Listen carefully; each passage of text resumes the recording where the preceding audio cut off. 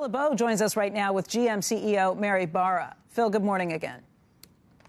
Good morning, Becky, and good morning, Mary, joining us from GM's headquarters in Detroit.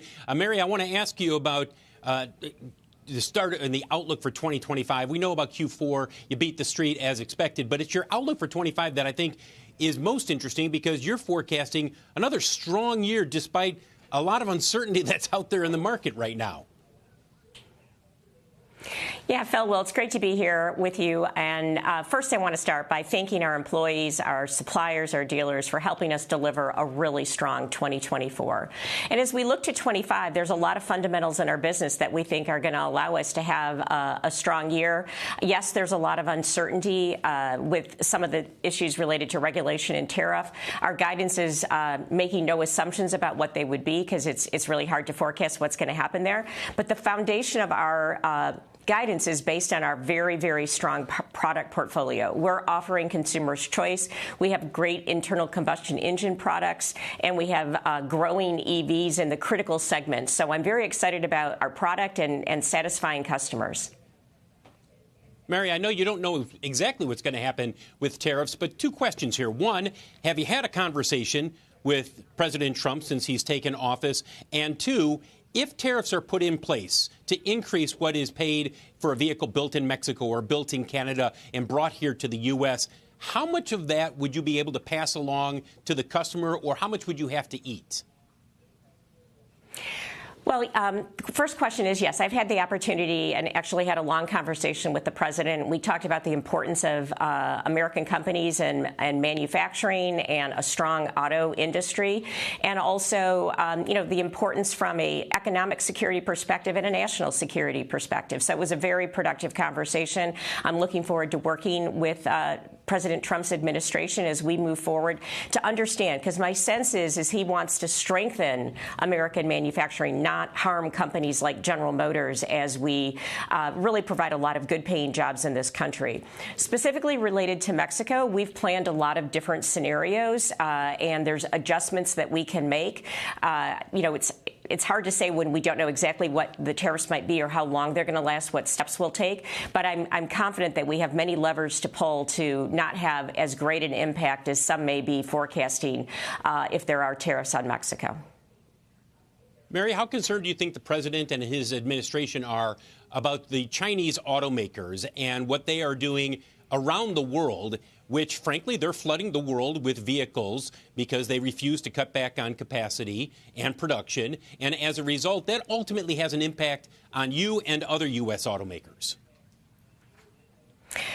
It does, and I think the president is very aware of the situation, understands what's happening. I mean, we're an industry where I think the industry is strongest when you match production with demand.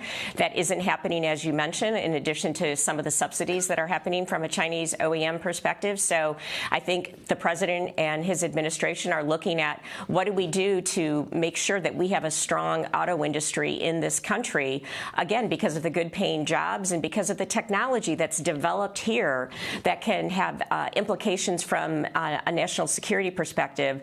So really, the vehicle now has so much technology on it and has implications from a data collection perspective as well. So I think he's very much aware, and I believe the administration will take the right steps. Mary, are you bringing more product in from Mexico? Or have you curtailed what your plans are for the first quarter and the first half in terms of your production there?